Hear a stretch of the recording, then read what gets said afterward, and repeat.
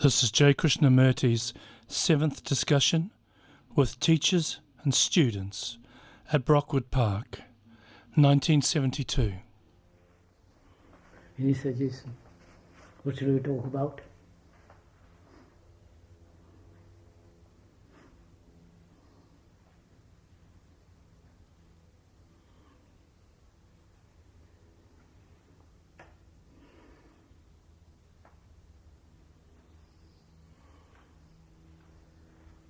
Nothing doing?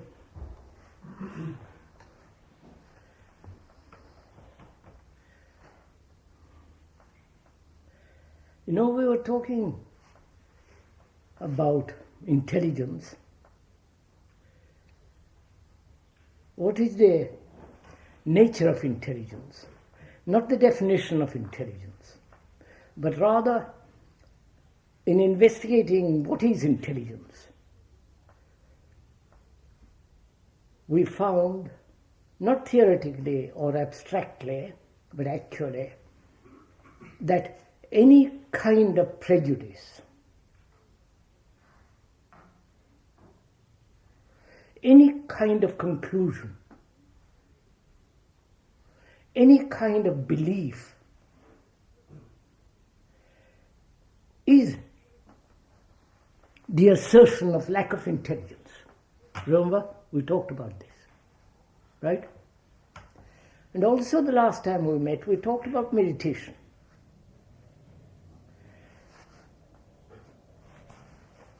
I don't know if you have tried it for fun and found how your mind worked, what you were thinking about, whether you are really investigating into the nature of meditation. I don't know if you have tried it. And if you have, you must have come upon something which may strike you as rather peculiar and complicated.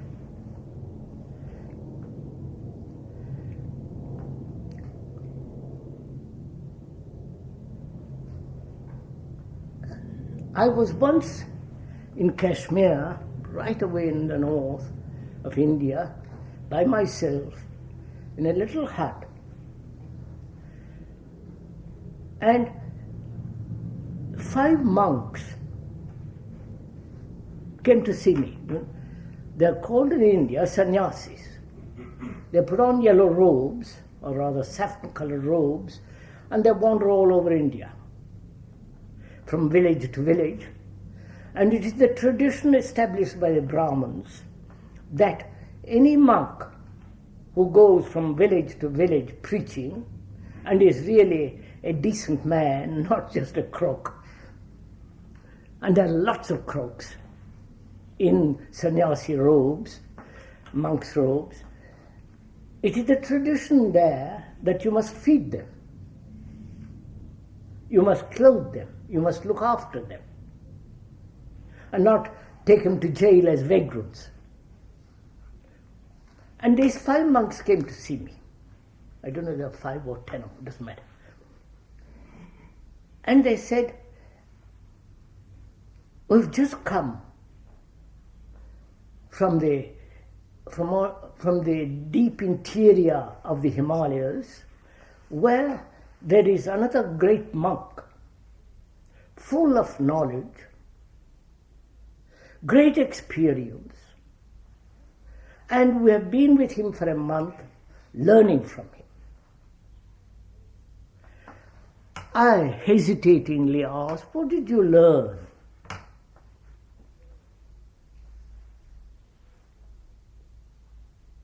What do you think they replied? You tell me. Rather good. What do you think he replied? They replied, all of them, not just one of them. Huh? Come on, sir. If 5 monks came to you, they should. Because you learn an awful lot from young people, you know. Don't fool yourself. If they came to you, serious people, and said, Gregory, the Great, you know who Gregory was? He was the Pope, Gregorian chants and all the rest of it. What would you say to him? That they have been to a greater monk and have studied with him, and they have said, we have learnt a great deal.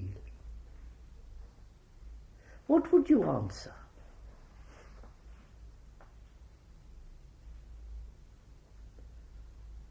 No? I asked them what they had learned. Actually, what they've learned about God. What? Learned about God. No, they didn't say that. I asked them what they had learned. They said, we have acquired a great deal of knowledge. I said, knowledge about what? Science, mathematics? Naturally not. And how to run a submarine or man of war or fly a plane. He said, no, we have learnt a great deal. We have acquired a great deal of knowledge from this great man who is full of knowledge. I said, what about? He said, about all the scriptures in the world. You understand? Especially the Indian scriptures are about 3,000 years old, Vedas and all that. I won't go into all that. I said, he learnt it from books, right? And from books, he acquired a great deal of knowledge and used that knowledge to experience. You understand? And is that knowledge?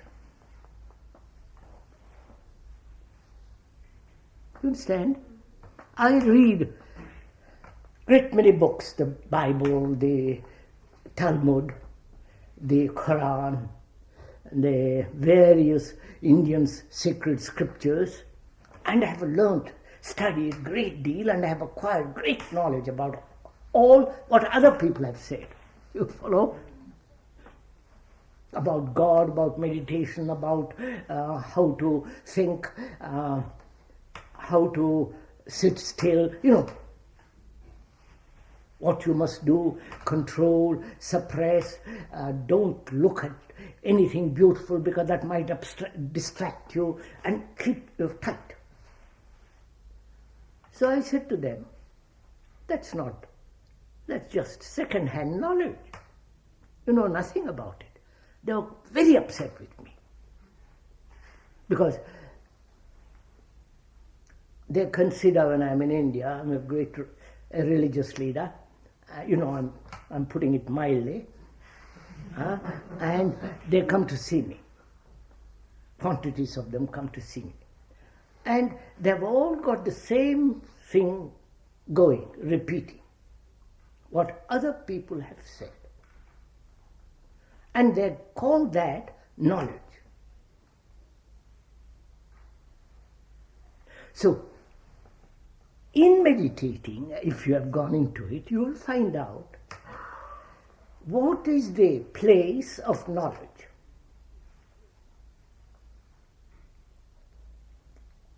What do you think is the place of knowledge? To know. Come on, sirs. What do you think is the place of knowledge? I must know mathematics, geography, history, or anthropology, or some technical knowledge which will help me to live, get a job, and so on. It is the accumulated knowledge of the scientists and the explorers for the last 200 or 300 years, or perhaps 500 years, brought down traditionally for Aristotle, Plato, and all the rest of it, right? There is that vast scientific knowledge, right? Now, is there any other kind of knowledge? Knowledge of experience. All right, knowledge of experience. What does that mean? I experience something, and I retain the knowledge of that experience. Right? Are we thinking together? You know, it has been said that thought are the children of barren women. You got it?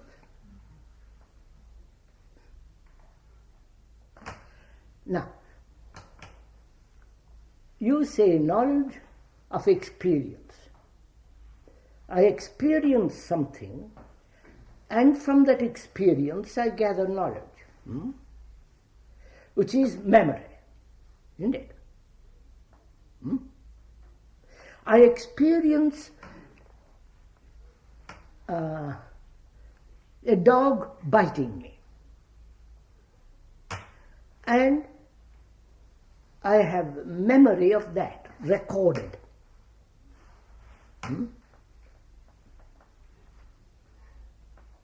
And next time I meet a dog, I'm very careful, because I use that knowledge of the past experience in order not to be bitten again. Right? I meet you and you insult me or praise me. That's an experience, isn't it? I remember your insult or your praise, and if you have insulted me, I say you are an enemy. If you have praised me, you are my friend, right? So I have the experiences of insult and flattery, and they are recorded as memory. And I use that memory when next time I meet you, right? And I have the experience of being psychologically being hurt, right? You have hurt me, and I record that. That is my memory. And so when I meet you next time, I'm very careful, right? So I have accumulated knowledge, which is memory, and I use that to protect myself in the future. Are you following all this? That's simple, isn't it? Now what happens? You have hurt me. I have a memory of that. And next time I meet you, I push you away, right? I go away from you.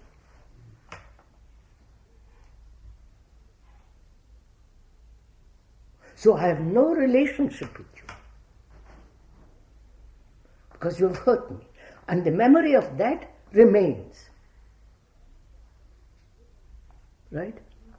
So, knowledge in relationship prevents relationship. You understand? Knowledge in relationship acts as a barrier. Right?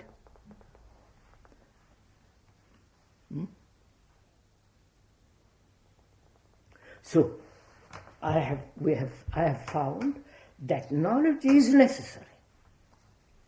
Scientific knowledge is, you can't throw it away. It is there, accumulating all the time. I can use part of it, and so on. But in relationship, if I use my past experience to protect myself, I have no relationship with you. Right? Have you discovered this? Or are you merely repeating what I am telling you? Which is what those monks did. And therefore it's not a direct understanding. You get what I'm saying?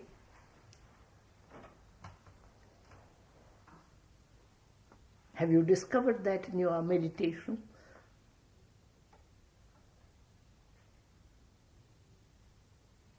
And also, which means that in investigating intelligence, you discover that you discovered the significance of knowledge.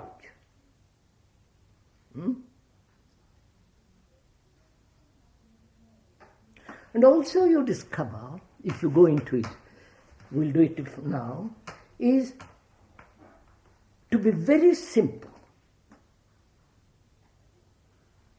Do you understand? To be simple. You know, right throughout the world, the monks, the people who are really very serious, both intellectually and otherwise, serious people,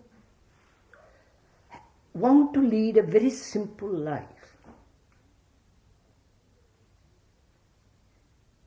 And they reduce that simplicity to 1 meal a day,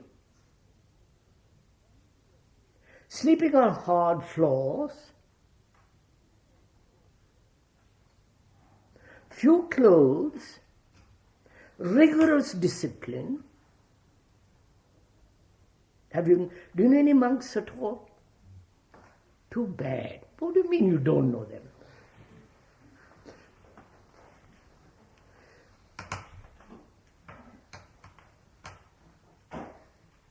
They call that a simple life. They change their name.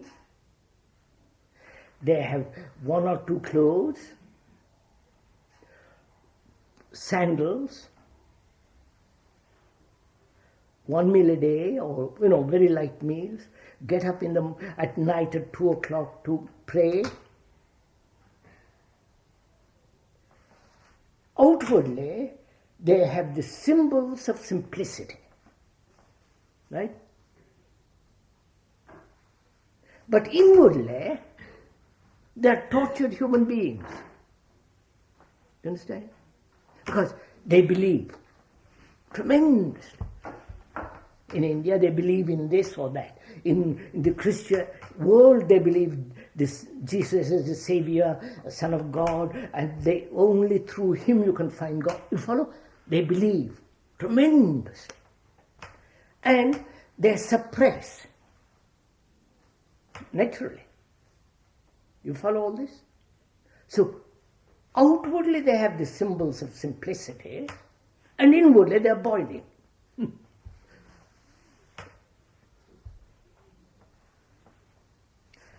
Would you call that simplicity and honesty?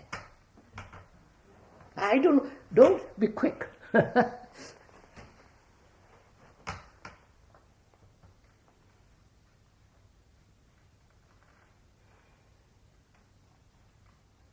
So one has to find out what is simplicity.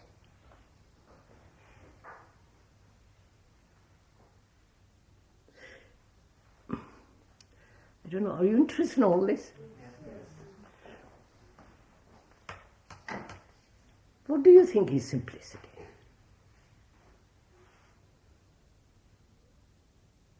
Knowing the world pattern Outwardly, the symbolic assertion of one cloth, one meal, hard floor, suppress, don't have sex, don't look at anything beautiful, you follow? And inwardly, believe, suppress, committed to one pattern of thought, one series of activities. You follow? Would you consider such a life a simple life?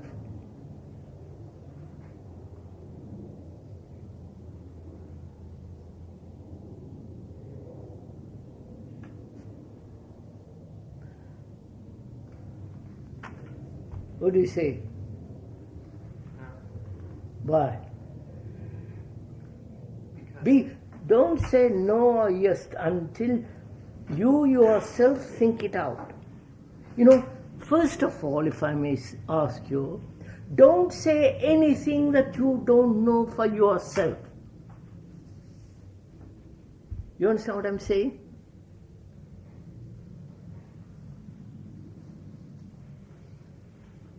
Don't quote anybody.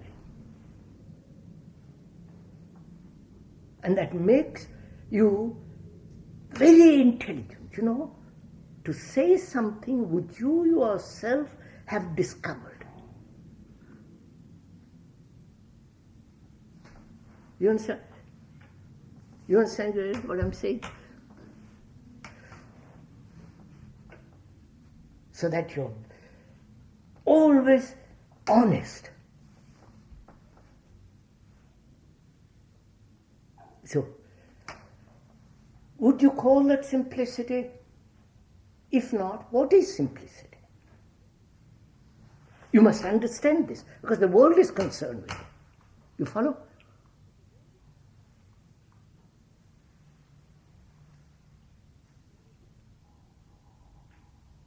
The world, in the sense, the people who lead a very, very serious life, what they consider an intelligent life, a religious life, a life of deep thought, inquiry. This is their pattern. Right through the world. And I'm asking, is that simplicity?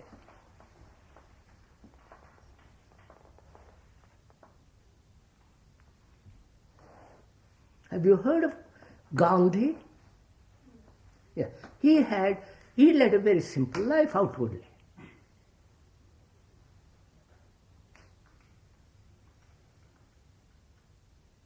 But inwardly he was a traditionalist. Oh, very complex human being.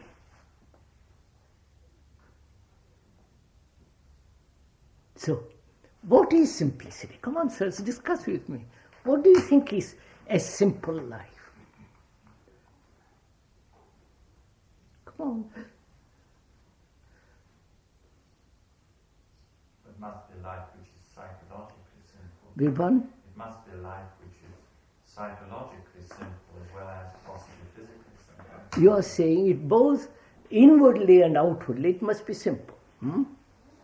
Psychologically as well as outwardly. Not just the outward symbol of simplicity or the actual simplicity outwardly, but inwardly there must be simplicity, psychologically. Right? Now what does that mean? Inwardly to be simple.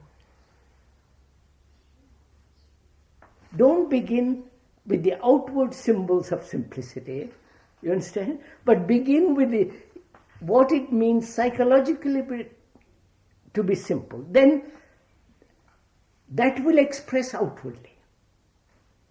I don't know if you're following this. Not to have conflict. Weapon? Not to have conflict. Find out, sir, what does it mean to lead a very simple life inwardly?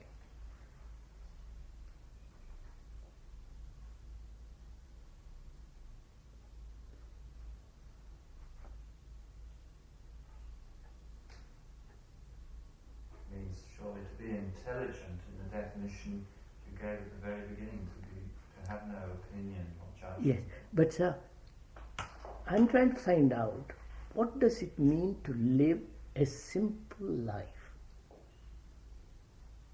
Because the world is getting more and more and more complex outwardly. Terror, explosions, terrorism of every kind, violence, and what is your and my relationship to the world, and what is my relationship to the idea or the feeling that one must be very simple in life? You understand what I'm talking? What do you say? Come on, sir.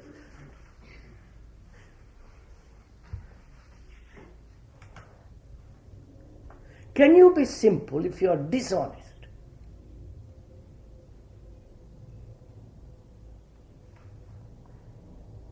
Say one thing, think another, do something entirely different.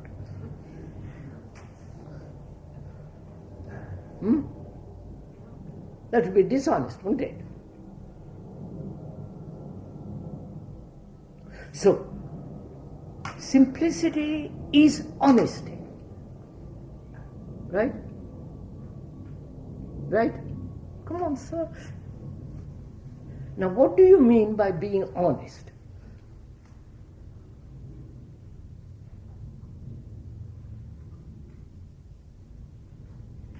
Being vulnerable. Vulnerable?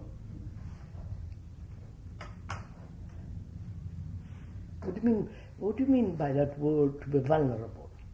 To be in a state, to be sensitive?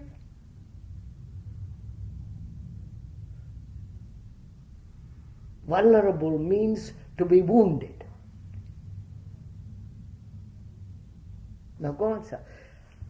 I want to find out what it means to live a very simple life inwardly, from which the outward expression can take place. You understand? If inwardly I am complex, inwardly I am in conflict, inwardly I want to avoid, escape, then I may be outwardly very simple, but I am a dishonest person. Right?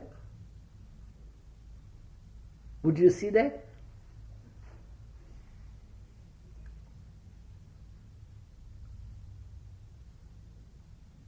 So, any contradiction inwardly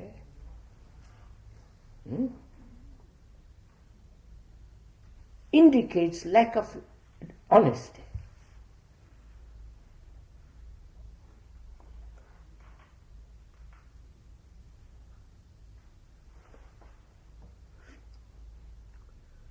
What do you say? Is that so? Yes. Huh? Yes? Why do you say yes?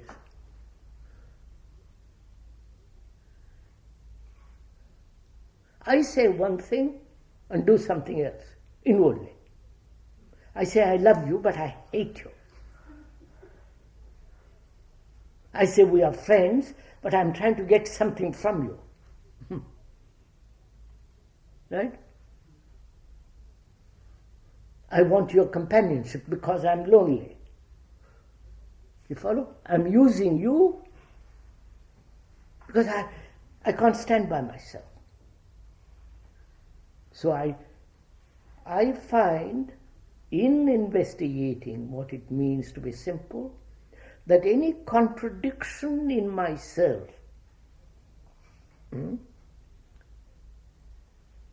is an act of dishonesty.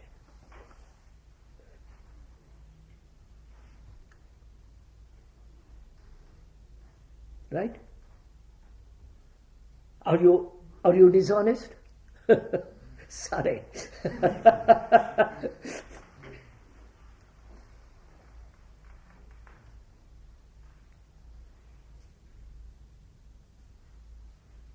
See what it means?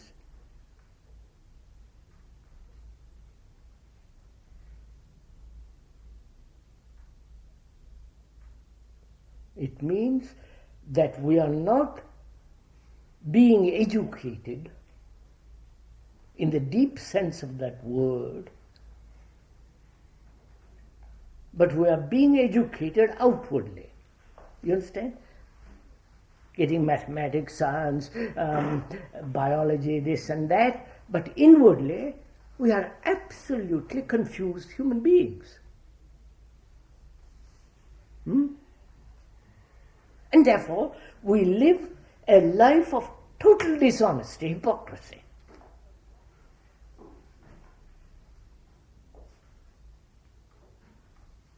So I say to myself, in meditating and in inquiring into what is intelligence, I see what simplicity means. A life that is unified. You understand? That's not broken up. Say one thing, think another, do something entirely different.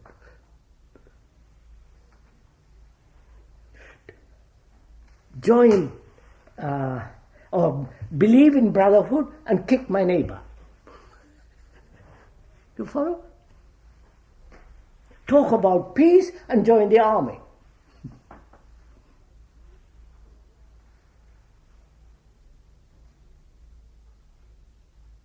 I mean, those are crude examples, but they're subtle forms of it. So I've discovered that. Have you discovered it? You know what it means to discover, find, come upon it in yourself.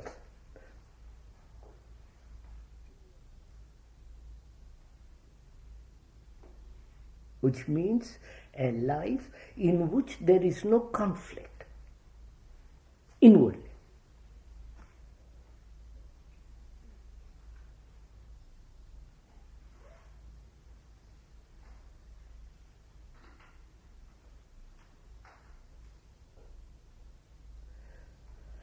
And a life in which there is no illusion.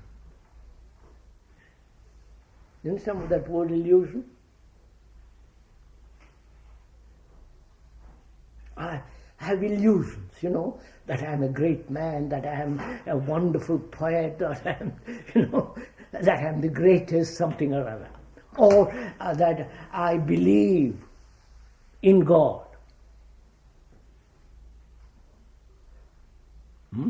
I believe in God. I don't know why, but I believe in God. God who is love, God is omnipresent and omniscient, all that. Immense belief. Why should I believe?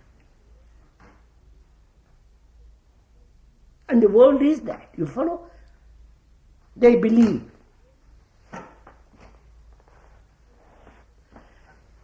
The other day,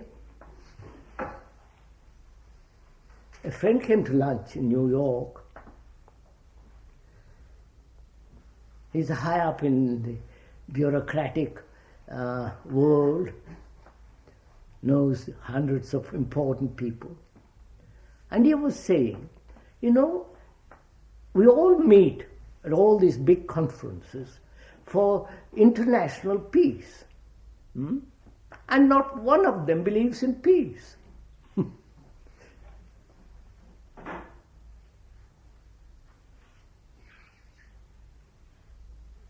Everlastingly talking about international unity, and each of them maintaining, what they're doing. Army, my country opposed your country, and all the rest of it.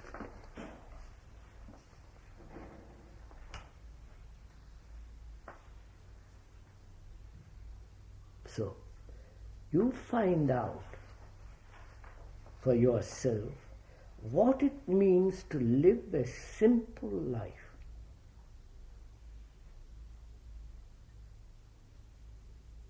Because it's really a great thing, you know, because I don't know what. If one is simple, in the deep sense of that, really simple, which means no conflict, no hypocrisy, no dishonesty, no illusion, only facts.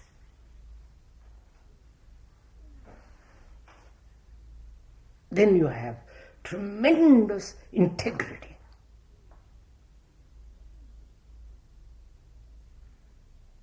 Yeah? And that is honesty.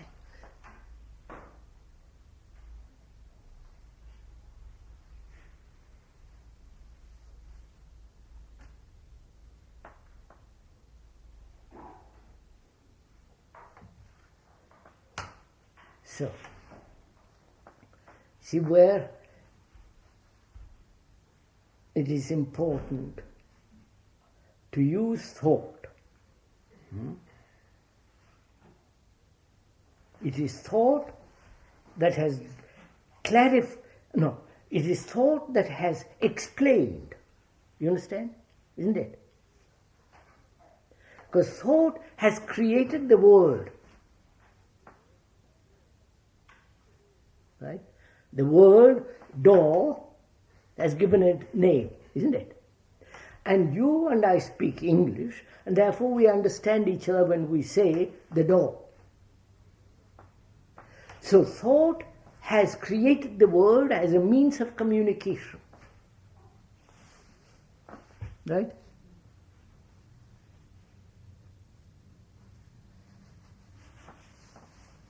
Are you following all this? Now, is there, apart from the word, a means of communication?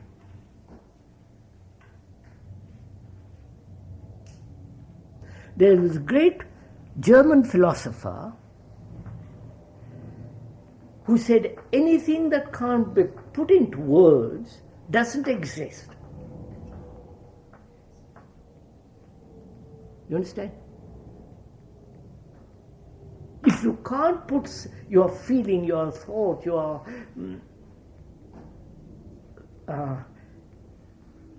into words, what you think has no reality. And he wrote tremendous philosophies about it, books.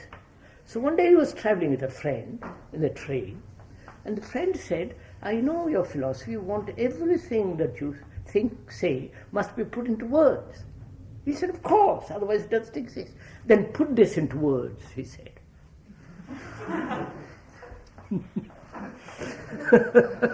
You understand? So, from that moment he saw, and therefore he changed his philosophy. You follow?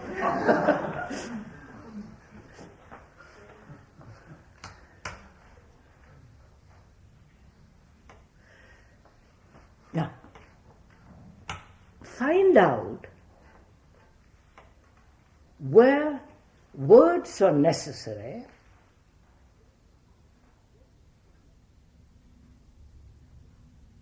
as a means of communication, and where words are not necessary as a means of communication. Are you meeting? Are we communicating with each other? Find out. This is part of our education, you understand?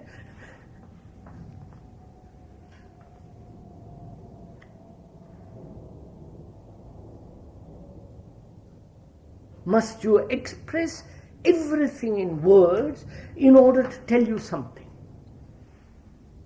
Or is there a means of communication non-verbally?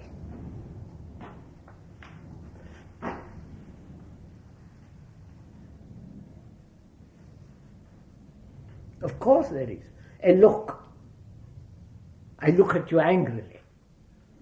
And supposing I receive this look and translate it into word, that's just the same, isn't it? Of course. I look at you angrily. There's a non-verbal communication, right? I look at you with a smile. That's a non-verbal communication. Now, proceed to find out if there is a non-verbal communication which you will understand instantly without the word. Come on, sir, do go into it. You know, all this is going to make you terribly intelligent human beings.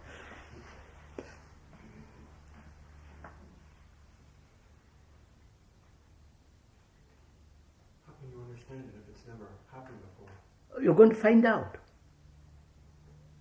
You're going to find out whether word is the only means of communication.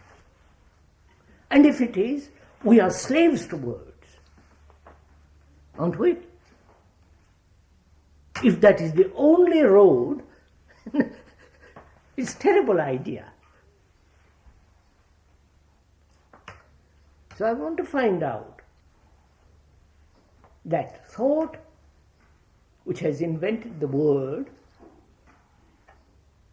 as a means of communication. When I say I love you, or when I say, oh, I don't like that, he hurt me, and I tell you about it, that those are verbal communication, which is what I'm doing now. Now, I want to tell you something which is non-verbal. I smile at you. And you recognize it. You say, by how nice. He's a friend. I look at you with anger, and you say, by follow? So there is also a non-verbal communication, which is the expression of face, gesture, and so on. Now, go further still. Is there a non-verbal communication, non-gesture, expression, communication? Is there something much more?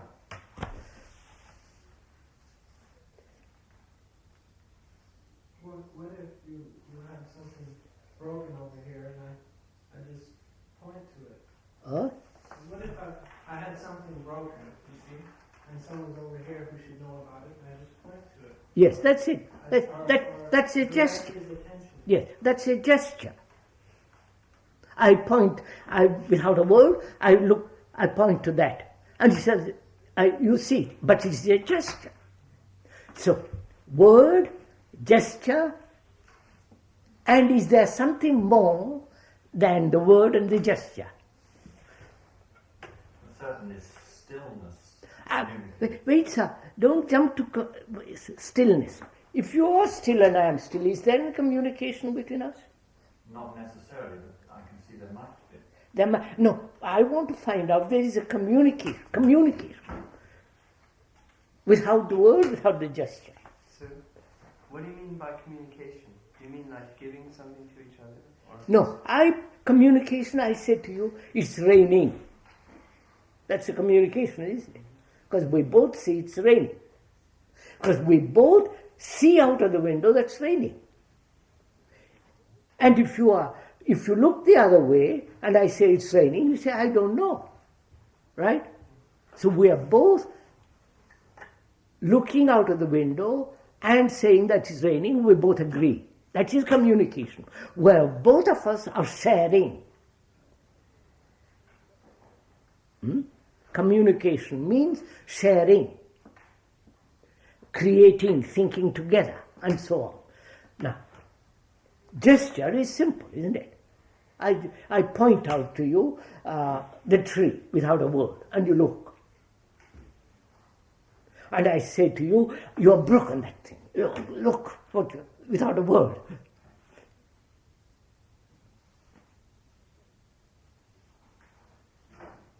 And I want to find out if there is, beyond the gesture and the word, is there another means of communication? There's something when you're with another you both know something without speaking. Yes. How do you know? You feel it. It's like, I don't know. Yes. Vibration. Don't say anything that you yourself haven't experienced. You yourself haven't thought it out. Otherwise you're lost. Otherwise you merely become a second-hand human being. And all the professors, all the learned people are second-hand human beings. So I want to find out.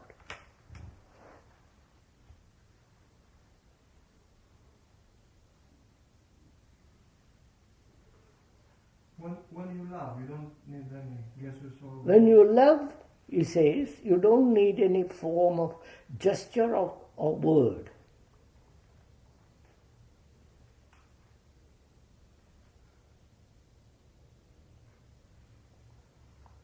Sometimes the silence in nature communicates. In silence you communicate.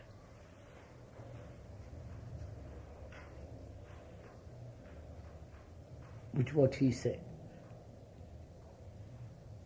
I was talking about the silence in nature more than between two people.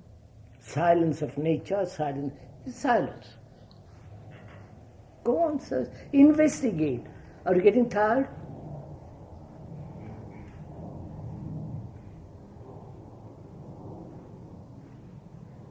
So we are asking, is there a means of communication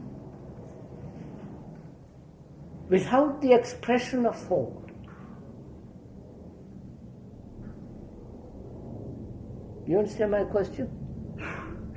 Thought says, do look out of the window. Use word and you look out. Thought says, look what you have done. Gesture. Facial, any other kind of gesture, right? Which are all expression of thought, aren't they? Now, is there a communication without the movement of thought?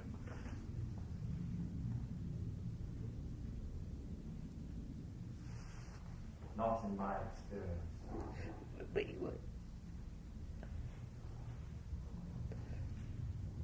What do you say? You haven't thought about this, have you? Huh? No, be simple. You haven't thought about it. Well, would you call it communication? Is communication that you're talking about something where someone has something and he directs it or gives it? Look here, the word communication means sharing. So a person doesn't have to... Look, keep it simple. I point to that and I say, look at that bee. You look at that bee. And we both have given a name to that wooden piece as bee, right? So we both are communicating about that. We both see the same thing and name it bee, right? And we say a gesture. And I'm angry, I say, oh, without a word. And you and I have communicated. I give you something without a word, and you accept it without a word. We have understood. But those are all activities of thought, aren't they? Well, I was just going to ask the question, if you call it communication, if looking at something, I see something, without that thing actually wanting me to see it, or look, you see a picture, a painting, and it communicates something to you. I look at that same picture and it may not communicate the same thing to me. I may see something which you don't see, or you see something which I don't see. And you tell me there is that which you don't see. Until I see it, there is no communication, is there? So communication means, do listen carefully, that we are sharing together verbally, through gesture, and I'm asking, is there a communication in which gesture and the word doesn't come in at all?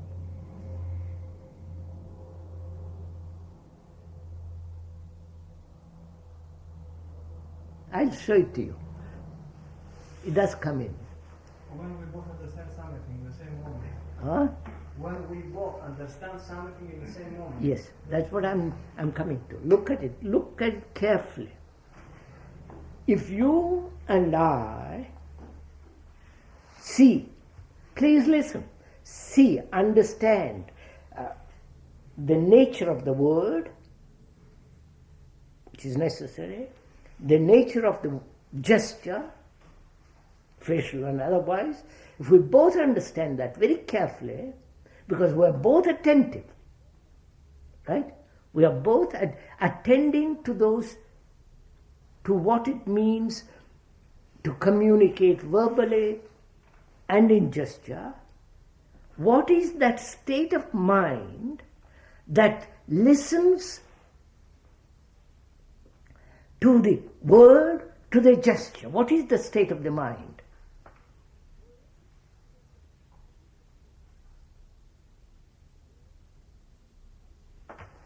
Look, keep it simple. I say to you, Jeff, look at that beam. You look at it, don't you? And I've communicated it.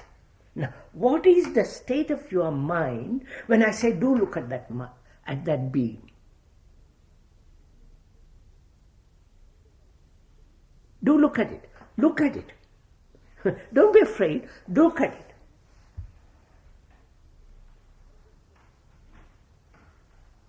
I say, look at that beam. And you look. And I say, what is the state of your mind that is looking?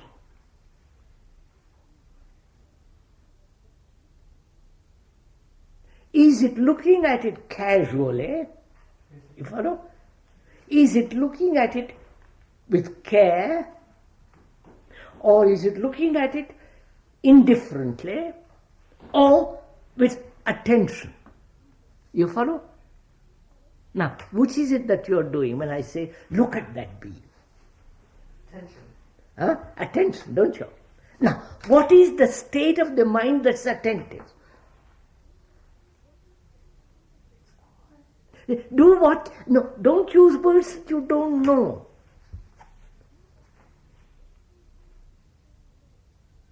What is the state of mind that's attentive when it says, look at that beam?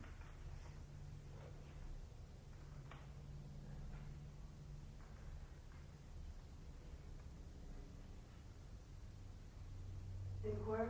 No, darling, just look at it. Look at it, look at it.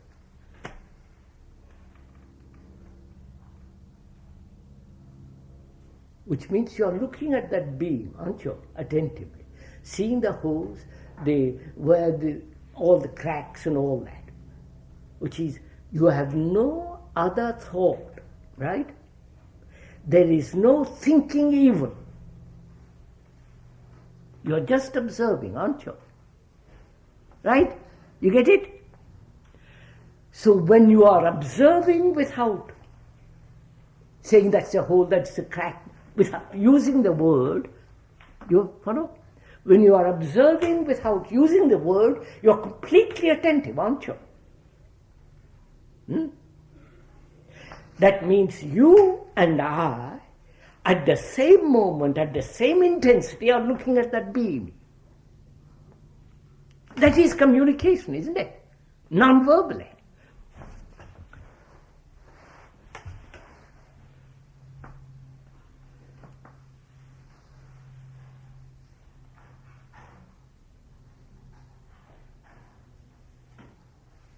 Got it? sure it would be coincidence if two people looked at the same object at the same time. Yes, that's it.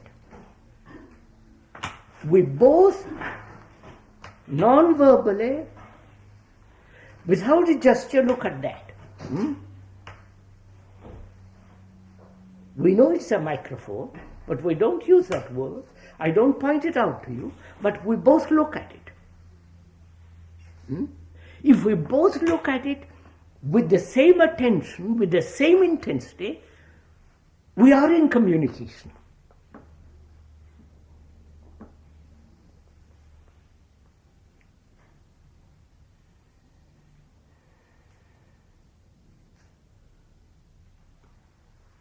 So there is a state of mind or state in which thought is no longer operative, but attention. Right? When we are both attentive, we don't have to be verbally communicating with each other. I won't go into all this really. So I have learned this morning, that the world, with their priests, with their monks, with their leaders and all the rest of all that social religious structure, is a contradiction. Outwardly tremendous simplicity, or this extraordinary show of, kings, queens, and all that circus that goes on. And I've discovered that a life in which there is no contradiction is really a simple life. And there must be a simple life in order to live peacefully, in order to live ecstatically. You understand?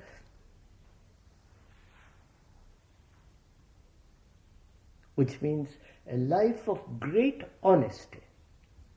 If I say I have lied, I have lied. I don't pretend about it.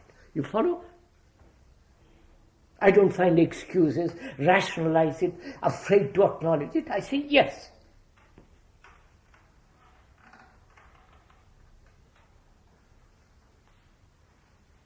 I have been angry? Yes. You follow? There is no pretension.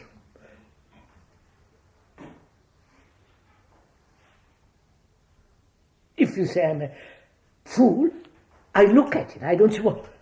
You follow? I don't recoil, or I don't call you another. I just look, find out.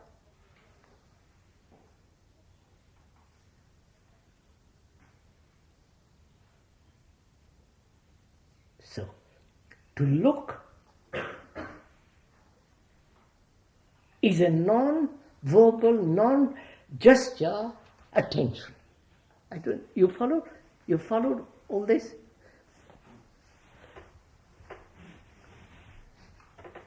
Now look at yourself when you are sitting in that shade or alone, or in that way, attentively, non-verbally.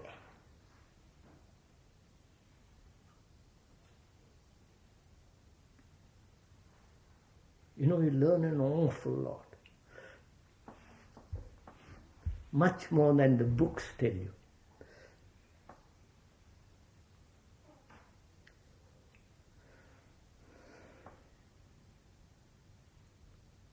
What's the time, sir? 5:30.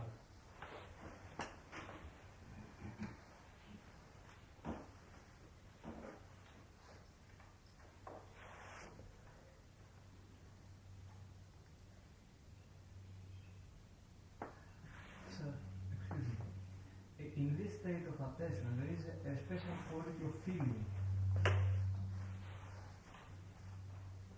Can we name it, or there is no any reason for naming this feeling?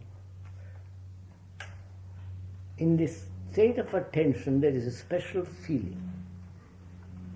Obviously, must be. which means what? You know, all this. Are you tired? Shall I go on? Yes. Are you sure?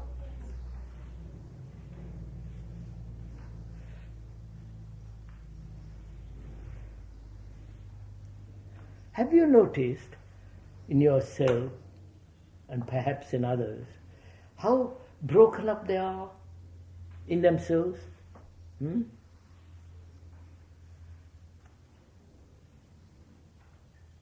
They say, I must not smoke, and go on smoking. Oh, they say, terrible to drink too much, but put it away. They say, oh, this is terrible to have divided world, and yet I cling to my nationality. You follow? This goes on all the time. This is broken up in ourselves, which is fragmentation in ourselves, right?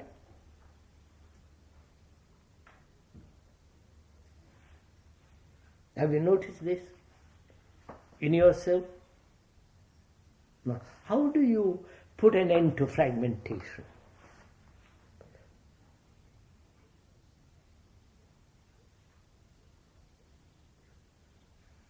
You want work at it, sirs? Let's go on to it.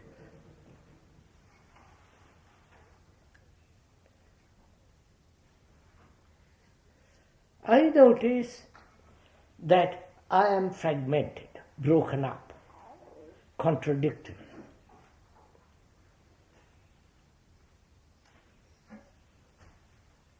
Now, how am I not to be broken up? To be whole, which means healthy, which means sanity. Be honest. How will you propose? What shall I do? Tell me what I am to do. I come to you as a friend, I say, look, old chap, I'm really greatly broken up in myself. I never say that to anybody, but I come to you and I say, look, help me. What am I to do so that I am really a complete human being, not broken up? What shall I do?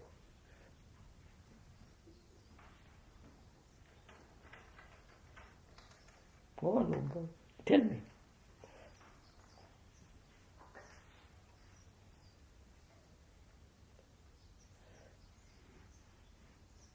You're not a help to me? So first I'm just thinking whether I'm really serious here. I'm come to you. I've travelled miles to come and find out to you, and I come to you and say, look, please help me. For God's sake, I'm fragmented, I'm broken up in myself. I don't know, I'm contradictory. I say one thing, do another thing, all that. I'm broken up. What am I to do to be a whole person, not broken up, a complete peace?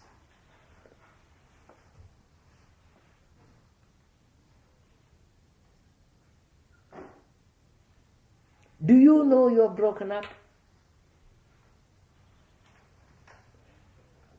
You do you? Then what do you do about it? Just stay that way?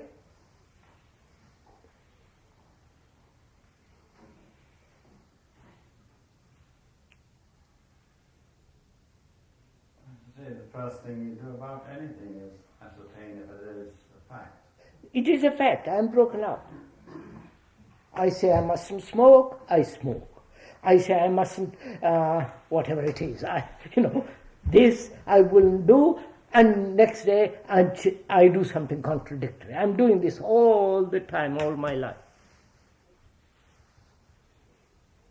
I must stand alone, and my family is the most important. So that's a question of understanding. Now, what am I to do? Tell me. Look at it. Tell me, please. You tell me because you are doing it, not theory. I don't want theories. I can get theories from books, from other people. Theories are ashes. I want bread. I don't want ashes. I said, please help me. Huh? We must act. And what am I to do? Walk out. How am I to walk out? If you see it's a poison, My You see, now, you see what you're telling me? If you see it as poison, you will. I said, I don't know, I don't see it. What?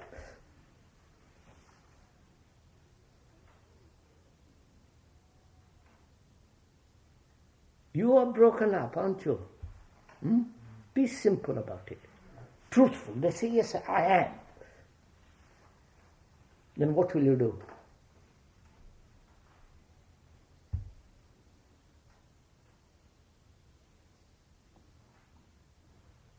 You know, people like to be, there's a feeling of, it's all right. I enjoy being broken up inside myself. You understand?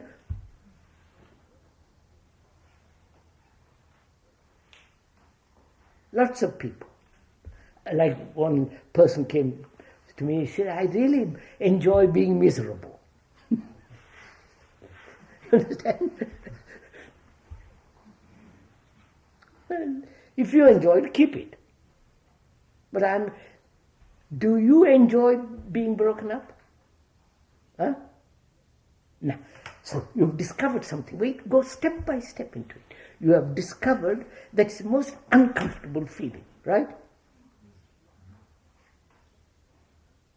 So you say, as I feel uncomfortable, unhappy, miserable at this beastly thing, what am I to do?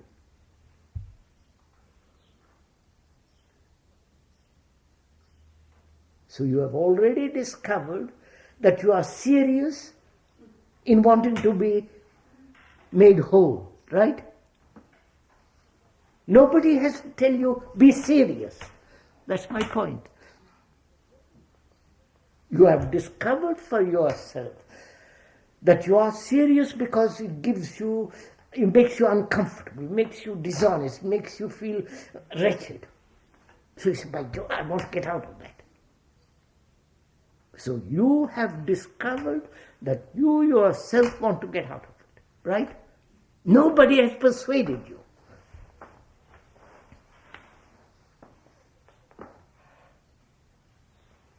Bene? So if that is so, then what next?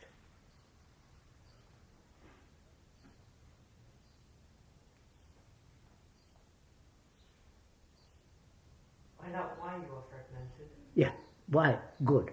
I'm just going to, why are you fragmented?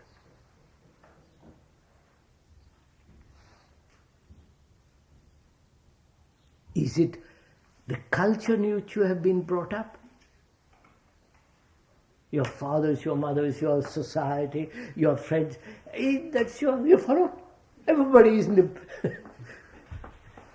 in that position, then you say, why not?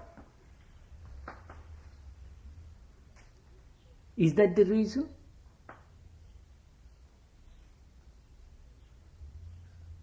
Or you haven't really thought about it. It may be that it's the first time you're thinking about it. Right? So it's the first time you say, by Joe, I realized something. For the first time you saw that beam. You understand? For the first time you said, I'm paying attention to that beam. I see the cracks, the holes, how it is broken there, how it is not polished properly, there is a nail there, there is a hole there. You follow? So for the first time you discover that you are broken up. Not because of society. We'll come to, you come to that. Whether it's society, for the first time you say, I am broken up. And it may be, I haven't really thought about it at all. I haven't looked at it. I've accepted this state of fragmentation. Right? Now I'm looking at it. which means you're starting to be honest with yourself. Huh? You're starting to be honest with yourself. That's all. That's the beginning of it. Right? See, yes, I am fragmented. I have never thought about it. Now I'm going to think about it. Now I begin to say, is it the fault of the society in which I live? Is it the fault of my education, my family, my neighbors, my etc.? You follow? And they're never pointed out to me.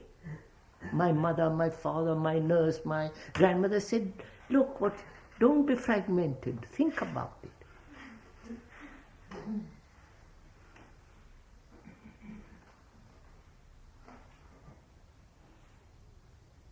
Right? So I can't put the blame on society, on my grandmother, or my parents, but I say the fact is I'm broken up.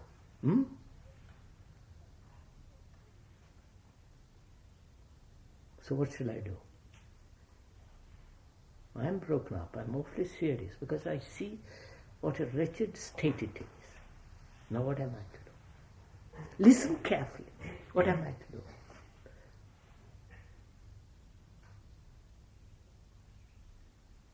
Can you do anything?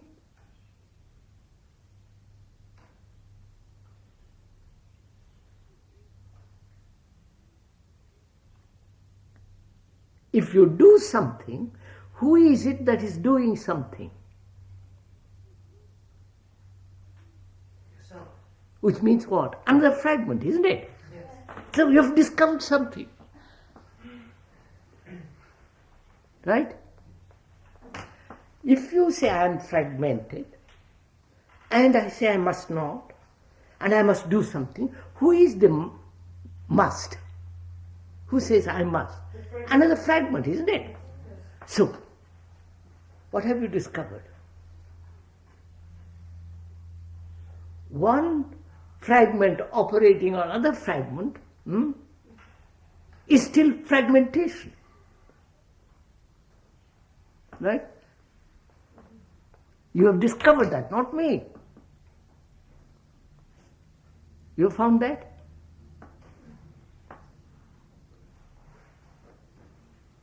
Right? One fragmentation operating on another fragmentation is still fragmentation. So, what do you discover next?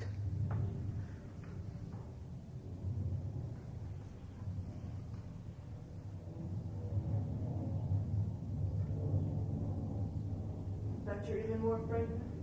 Huh? That you're even more fragmented? Yes, that's right. So, when one fragment acts upon other fragments, it is the action of will over other fragments. Right? Action of will. This must not be.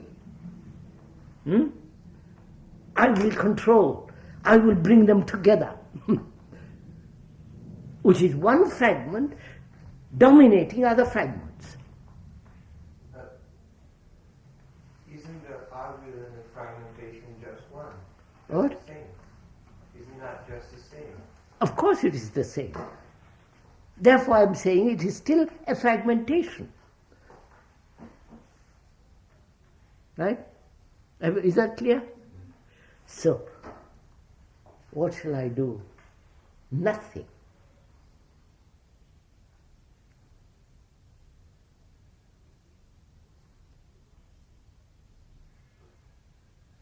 Look, Gregory, when you looked at that bee, can you do anything? Observe. You can, because you can get up a ladder and polish it off or do something. That is an object, solid, you can act upon it. Here, there are many fragments, of which one fragment takes dominance and says, I will control them all. Which is still fragmentation. I see that. That's a fact. What will you do about a fact? Nothing. There you are. Then what takes place? Honestly. Do listen carefully. Don't jump to conclusions. Intelligence. Huh? Intelligence. Integrity. No, watch it, my darling. You don't watch it, don't express it yet in words. You just see. You just see what takes place when you see. You're being attentive to the fact. What takes place when you see. Don't, unless you see it, don't say anything that you don't experience yourself. That's honesty, you follow? Yes, it is the first time we feel betrayed. Please look at it. For the first time I see it, I'm fragmented. Then I say I must control it, right? And I realize one fragment takes dominance over the others, right? Which is still playing with fragments. Therefore, I'll do nothing. How can I do anything? If I do, it's still fragmentation, isn't it? So what takes place if I do nothing?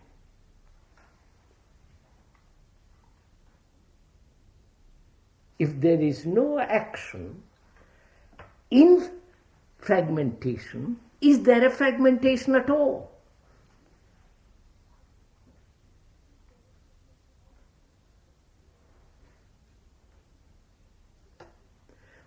Listen to it, it's so simple, boys. Get hold of it. Before I said, I am fragmented. And one fragment says, I will control the rest. I will change this fragment to that fragment. I'll try to bring a unity. I'll do integrate. It's still fragmentation. I see that very clearly. Right? Do you? Then I say, I can't do anything, can I? So I'm quiet. Right? Wait. Go slowly. Our mind refuses to act. Right? If it refuses to act, is there a fragmentation?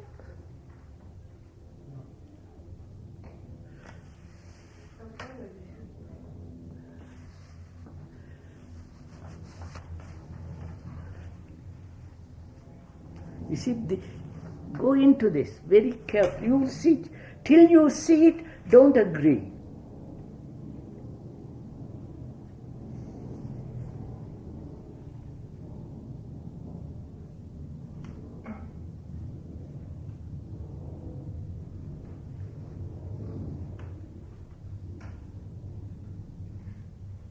So, it seems that even if I realize that I could do nothing. Not realize. You can do nothing. Right, I can do nothing, but this process continues. No, it can't.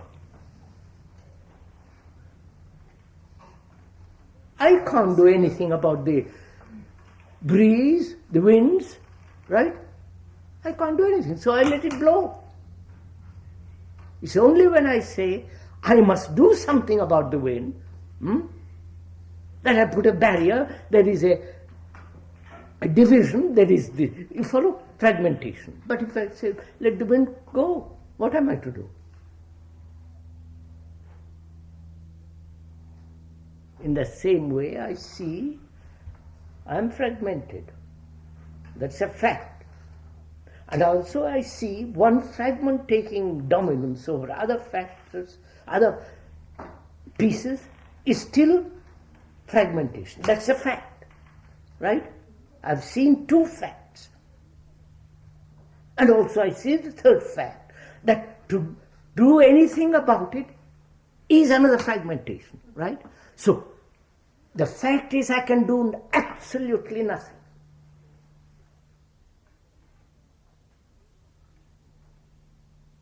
Right? That's a fact. I can't do anything. Therefore, is there a fragmentation?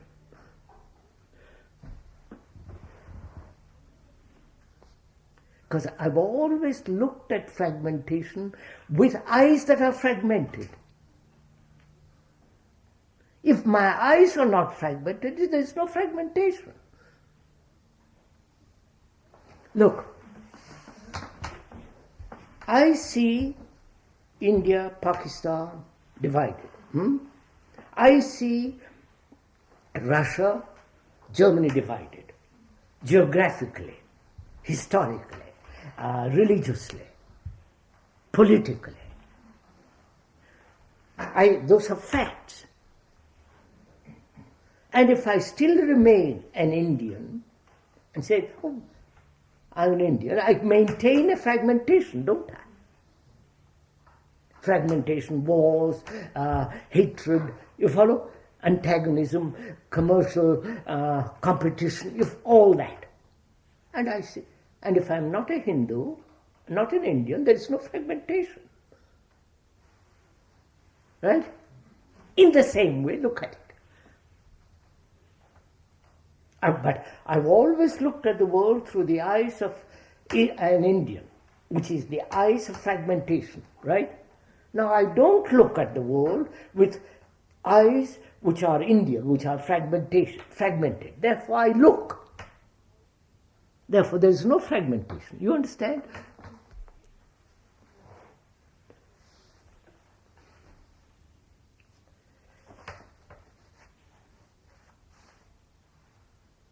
So can I look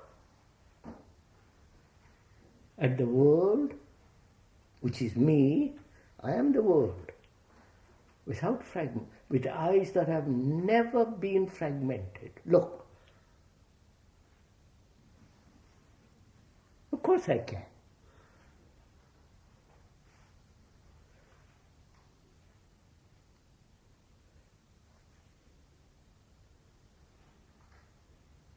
Now, can you look at yourself non-fragmentarily?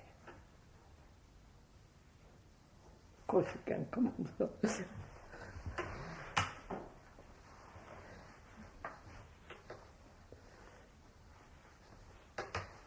a very complex question, this, This is real meditation, So that your mind can look at a tree, at a cloud, at a bird, at anything, at another human being, non-fragmentarily.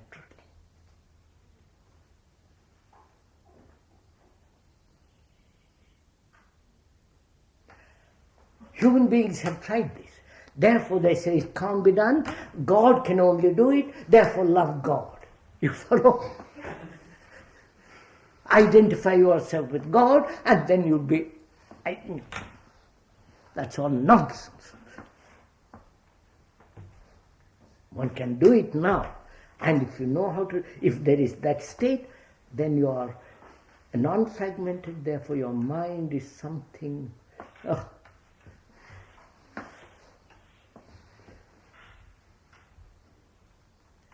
I think that's enough, isn't it? Then